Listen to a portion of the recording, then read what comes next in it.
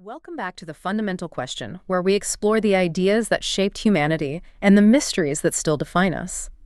I'm your host, and I have to say, I am genuinely excited and perhaps a little unsettled by the stack of research we have on the table today.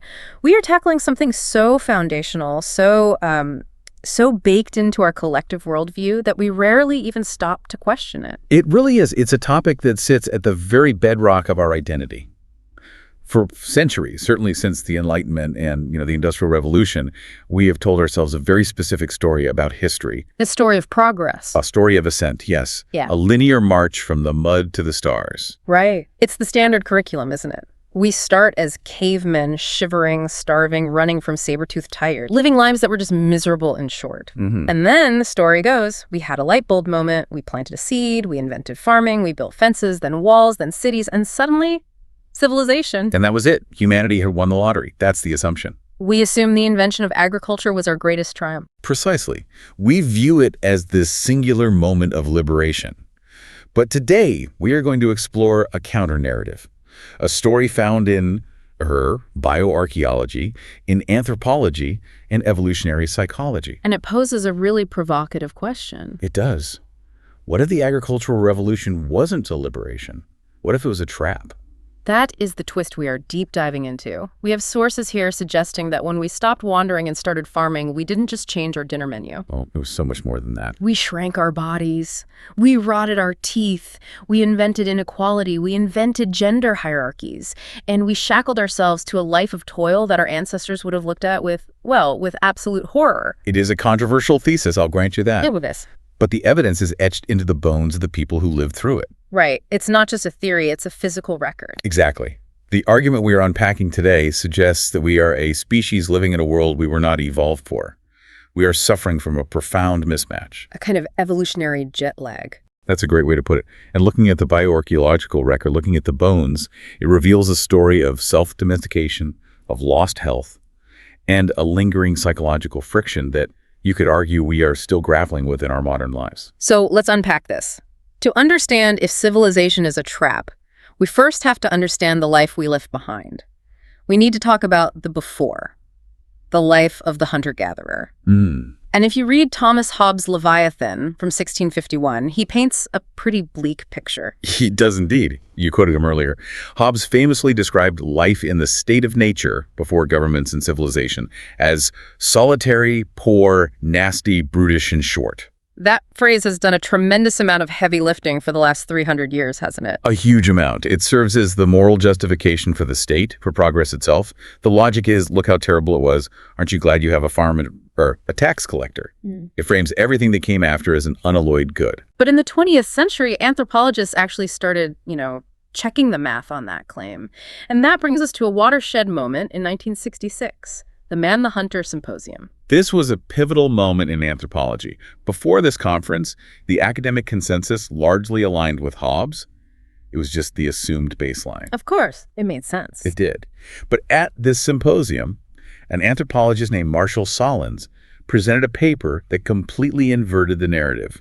He introduced a concept that I find endlessly fascinating, the original affluent society. I love this phrase. When we say affluent today, we think of billionaires, super yachts, overflowing bank accounts. But Solins wasn't talking about material hoarding, was he? Not at all. And this requires us to fundamentally rethink what wealth actually means. Solins argued that there are two distinct roads to affluence. Okay. The road we are on today is what he called the Galbraithian way, named after the economist John Kenneth Galbraith. Yeah. In this modern Western model, we assume that human wants are infinite. We always want a newer phone, a bigger house, a faster car. It's the hedonic treadmill. Because our wants are infinite, we have to produce infinitely just to keep up. Exactly. It creates a permanent structural gap between what we want and what we have, a gap we call poverty or scarcity. The system is designed to make you feel like you never have enough. So what's the other road? The Zen road. This is the path of the forager. In this worldview, material wants are finite and few.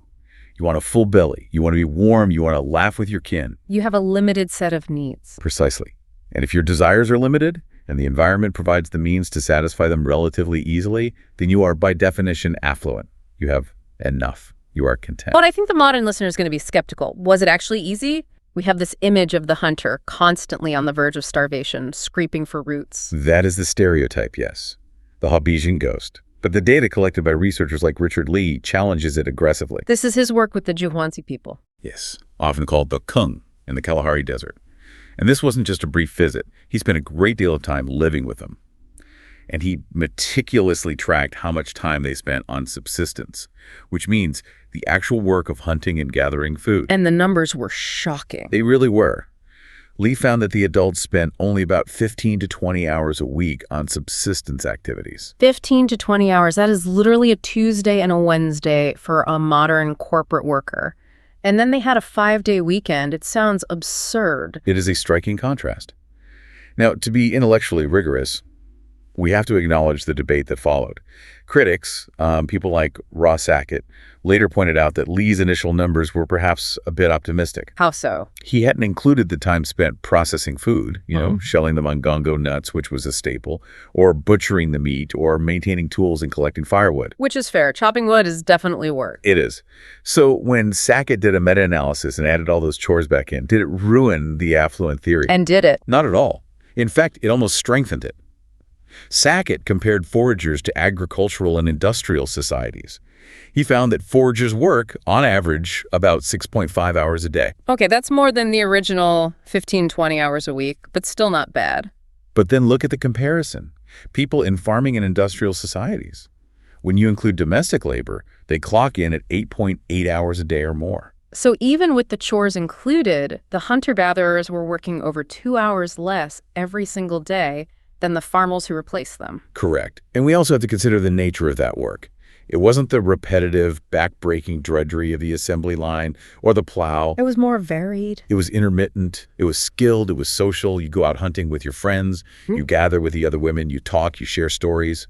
Solons famously noted that the food quest was so successful that half the time, the people do not know what to do with themselves. What did they do? They visited, they gossiped, they gambled, they played music, they slept. They had vast amounts of leisure time. It sounds incredibly low stress.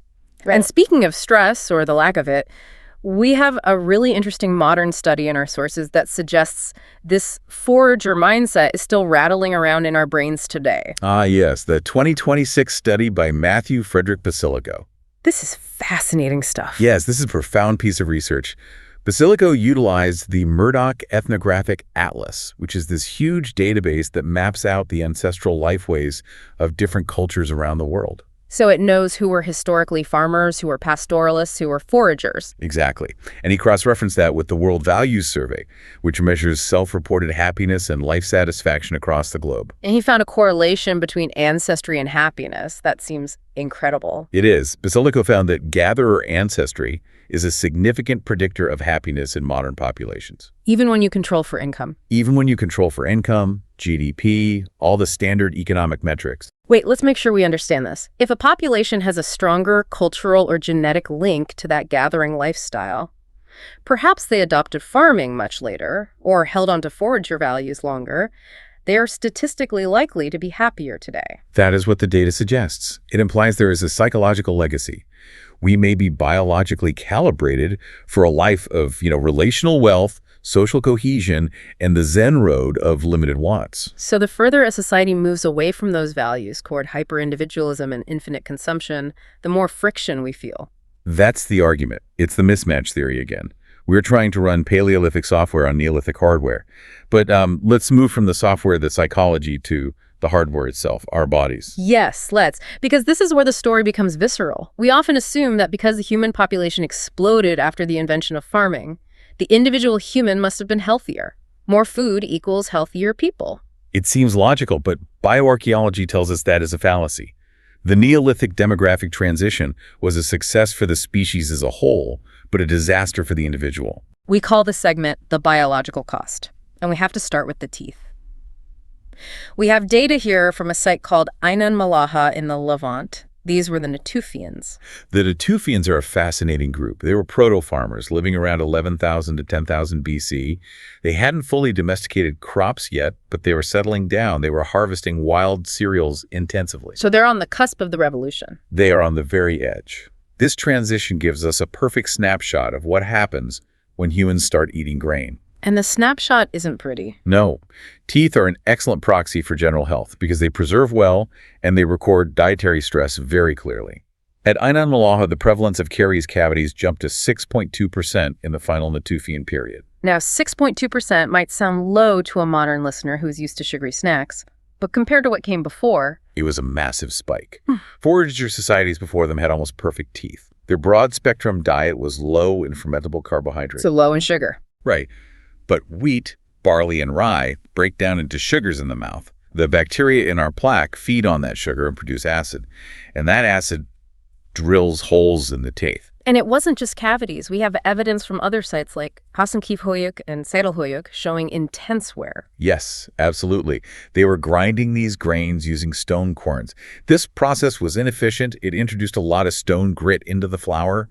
So every time they ate bread, they were essentially chewing on sandpaper. Good grief. We see teeth in the archaeological record worn down right to the nerve. It would have been excruciating. Constant debilitating toothache. But the damage went far beyond the mouth.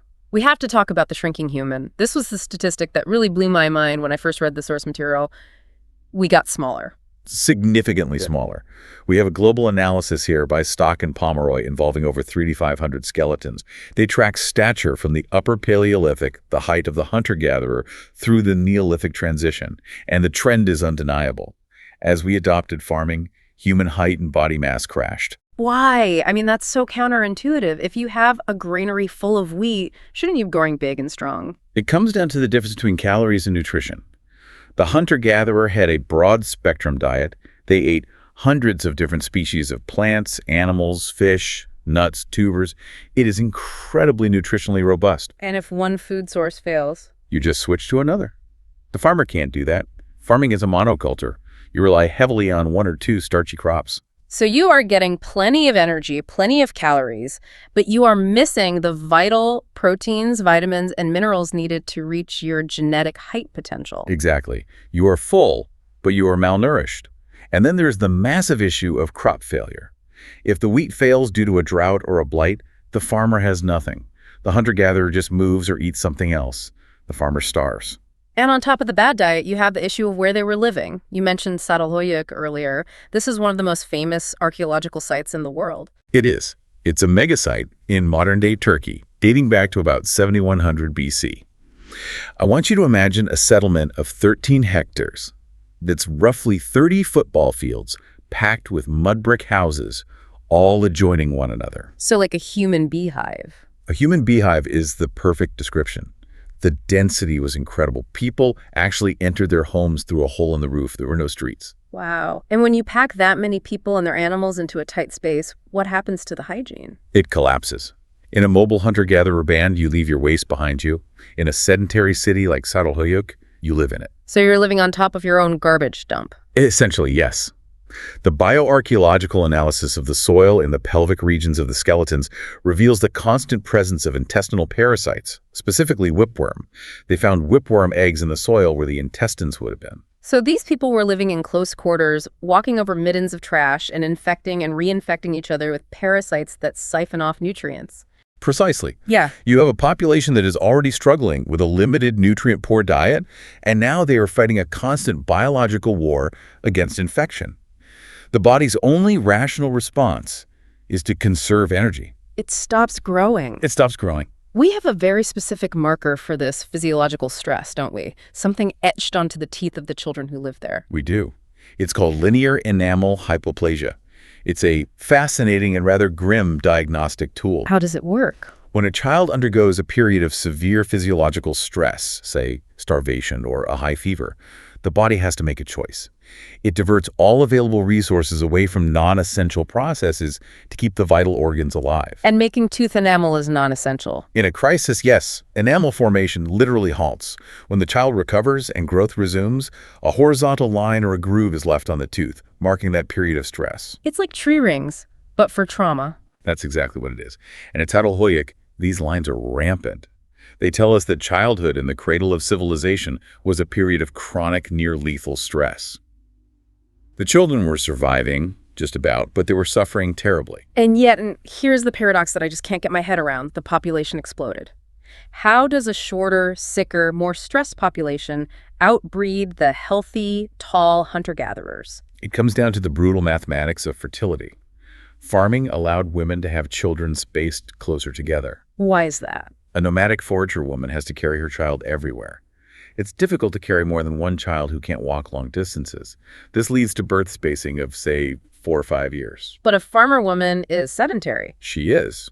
You don't have to carry a toddler on a nomadic trek. You can also wean the baby earlier on cereal gruels, which, while not nearly as nutritious as mother's milk, keeps him alive. So fertility rates skyrocketed. The population boom wasn't a sign of health. It was a sign of increased fertility, even in the face of increased mortality and sickness. We traded quality of life for quantity of life. We became a biomass success story, but an individual tragedy. That's a perfect way to phrase it. But looking around the studio today, you and I aren't 4 feet tall. We aren't riddled with whipworm, I hope. I should hope not. We did recover, so how did that happen? We did, but that recovery is a complex story of adaptation, and it was highly regional. It wasn't a uniform bounce back. So it happened differently in different places. Very differently. In places like the Levant and China, where domestication happened in situ, meaning they domesticated local plants slowly over thousands of years, the bodies had more time to adapt. Stature remained relatively stable. But in Europe, it was a crash. Yes, agriculture was an import in Europe, brought by migrating farmers from the Near East. It was a complete package that arrived relatively quickly. The health impacts there were severe. But then, in the skeletal record of Central and Northern Europe, we see a rebound. A few thousand years later, stature starts to climb back up. And this coincides with something else, doesn't it? A genetic mutation. It coincides with a massive genetic sweep. Yeah. The rise of lactase persistence. The ability to drink milk as an adult. Correct. Most mammals, including most humans, lose the ability to digest lactose, the sugar in milk, after weaning. But a mutation spread like wildfire through these populations that allowed them to process dairy throughout their lives. This was part of the secondary products to revolution. Yes.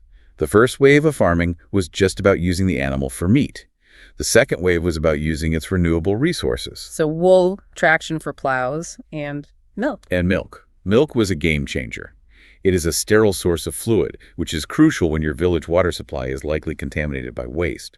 It is rich in fat and protein, but crucially, it contains something called IGF-1. Insulin-like growth factor 1. Which is, in effect, a growth hormone. It's basically a growth serum. In a sense, yes. The lactase growth hypothesis suggests that the ability to consume milk allowed these populations to turbocharge their growth. It provided a clean, nutrient-dense buffer that allowed them to bounce back from the initial stunting caused by the agricultural diet. So we basically biohacked our way out of the hole we dug. We altered our own genetics to survive the diet we had created. It is a testament to human resilience, absolutely. But it underscores the severity of the problem. We needed a powerful genetic mutation just to get back to baseline. Okay, so we've covered the physical wreckage, the teeth, the height, the disease, but I want to pivot now to the social side of the trap, because this is where the story gets really dark, I think. We mentioned earlier that the original affluent society was egalitarian. Aggressively egalitarian. This is a key point. When you are a nomadic forager, you cannot hoard wealth. You can only own what you can carry on your back. Right. There's no U-Haul. Exactly. And if you kill a large animal, you cannot freeze the meat. You have to share it immediately. The best way to store surplus food is in your neighbor's stomach. It's a reciprocal economy. I feed you today because I might be unlucky on the hunt tomorrow and you'll feed me. Precisely. This creates a powerful evolutionary pressure against hierarchy and arrogance. If someone tries to hoard or boss others around, the group has ways of dealing with it. They can mock them, they can refuse to cooperate, or they can simply leave. And the archaeological record supports this. It does. Bowles and Fucusado analyzed wealth inequality in the late Paleolithic and found it was limited and ephemeral. Mortuary practices, how people were buried, show very little stratification. Everyone, more or less, got the same treatment in death. But then comes the farm, and with the farm comes the surplus. You have a granary, you have land, and suddenly you have something to fight over. You have something to hoard. And, crucially, you have a fundamental change in the nature of labor. This brings us to a fascinating theory by the economist Esther Boserup regarding the origins of gender inequality. She distinguished between hoe agriculture and plow agriculture. The hoe versus the plow. Break that down for us. Early horticulture, or gardening, relied on digging sticks or hoes. This is labor-intensive, but it is compatible with childcare.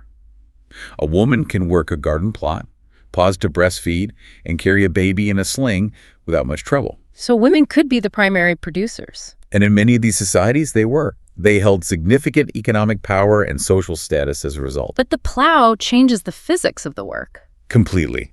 Plow agriculture is capital-intensive. It requires immense upper body strength to control the heavy animal and force the blade through deep soil. It's also dangerous. You cannot safely strap an infant to your back while wrestling an ox. So farming became specialized male labor. Precisely. This is the gender shift. Men took over the primary food production in the fields, and women were increasingly pushed into the domestic sphere processing food, childcare, weaving. Men controlled the food production, and therefore they controlled the resources. And the consequences of that shift are still with us. We have a study here by Alessina and colleagues that is just mind-blowing. It is an incredible piece of work. They mapped the historical use of the plow across the old world. Right. And they found that societies that traditionally used the plow, even centuries ago, have significantly lower female labor force participation and higher gender inequality today. So the cultural norms established by a piece of Bronze Age technology have persisted into the 21st century. The echo is that long. It's a kind of cultural inheritance. And we can see the immediate cost of this shift in the bones of the early farmers themselves. We can. This is where the bioarchaeology becomes heartbreaking. In early Neolithic Europe, the skeletal data shows something very disturbing. What's that? Female stature was disproportionately low compared to males. Now, in a healthy population, there is a natural degree of sexual dimorphism. Men are generally a bit taller, but in these skeletons, the women are shorter than they should be relative to the men, based on their genetic potential. Which implies they were getting less food or lower quality food. It suggests that cultural factors preferentially supported male recovery from stress. In times of scarcity, which, as we've seen, were frequent, the resources went to the boys, the future plowmen. The girls were fed last, or fed less. This is the biological footprint of the birth of patriarchy. That is exactly what it is. That is chilling. We often think of women and children first as this ancient chivalric ideal, but the bones tell us that in the early days of civilization, it was men and boys first. Because they were the engines of the new economy. The trap of progress turned human beings into economic units, and some units were valued more than others. So we have a society that is unequal, overworked, and physically sickly. But this raises a massive question for me. How do we tolerate this? Humans are primates. We're reactive. If a chimpanzee tries to hog all the bananas, the other chimps don't just sign a social contract and say, well, he earned it. They tear him apart. How did we become a species that submits to rules, to kings, to bosses? This brings us to the most, shall we say, noir theory in our stack. It is known as the execution hypothesis. It sounds like a thriller. It was proposed by Richard Wrangham and Christopher Bohm. They were trying to solve the riddle of human self-domestication. We mentioned this in the intro, the idea that we domesticated wheat, we domesticated cows, and somewhere along the way, we domesticated ourselves. Exactly. I want you to picture the difference between a wolf and a dog. A wolf is reactive, suspicious, aggressive, wild. A dog is tolerant, follows cues, looks you in the eye, and is much, much less aggressive. Okay. Humans are effectively the dog version of a great ape.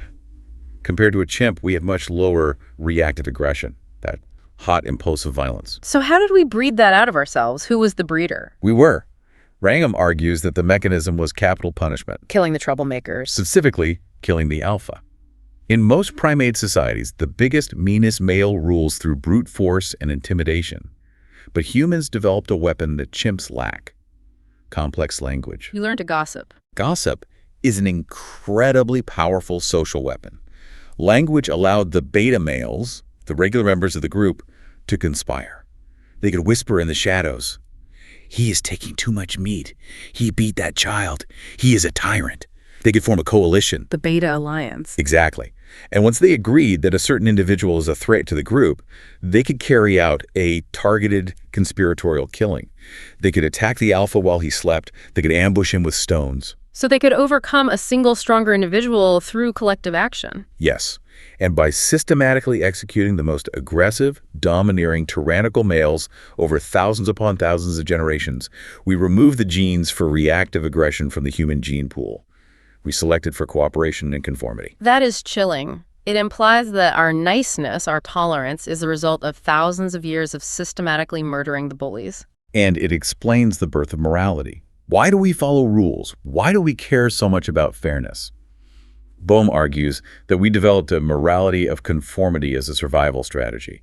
In the early human environment, sticking your neck out, being too aggressive, or breaking the social norms meant you might get marked for execution by the group. So our conscience is basically a little voice in our head saying, don't be a jerk or the tribe will kill you.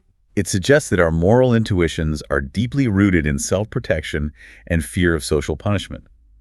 We became a species that follows rules because the alternative was capital punishment. And this followership trait is exactly what allowed us to eventually build immense civilizations where millions of people submit to the rule of law. It creates the psychological hardware for the state.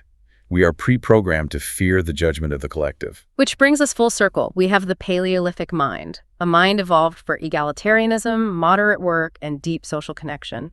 But it is also a mind that has been shaped by the fear of execution to conform. Yes, and we are trapped with that mind in a Neolithic world of hierarchy, inequality, and endless labor. So let's try to synthesize all of this.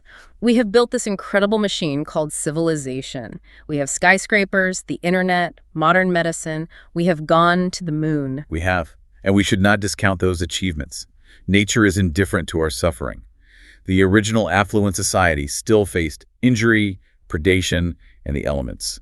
We have escaped the leopard and the frost, by and large. But the cost was high. We exchanged that varied, egalitarian, leisure-rich life of the forager for something very, very different. We got the farm. And with the farm, we got rot in our teeth, we got smaller bodies, we got infectious diseases spreading like wildfire, we got gender inequality and a morality born of fear. And we got work. Endless, repetitive work. We built a world of surplus, but we lost that Zen road to affluence. We are now on the Galbraithian treadmill, running faster and faster to satisfy infinite wants that we've been told we should have. The trap just got bigger and more complex. It makes me think about that Basilico study again.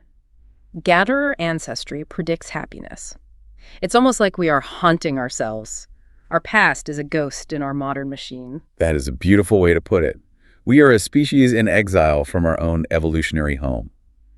We have created a world that is safe, yes, a world that supports billions of us. But is it a world that makes us well? We have built a cage of civilization. It keeps the tigers out, but it might be too small for the animal inside. And perhaps the anxiety, the stress, the sense of dissatisfaction so many people feel in the modern world. Perhaps that is simply the friction of a Paleolithic mind trying to survive in a Neolithic world. A Paleolithic mind in a Neolithic office cubicle. Precisely. Well, that is a lot to process. I think I'm going to be looking at my dental records, my work schedule, and frankly, my lunch very differently from now on. As you should. History is not just what happened. It is what we are made of. Thank you for listening to The Fundamental Question. If you enjoyed this journey into our deep past and the skeletons in our collective closet, please subscribe so you do not miss future explorations. Until next time. Stay curious.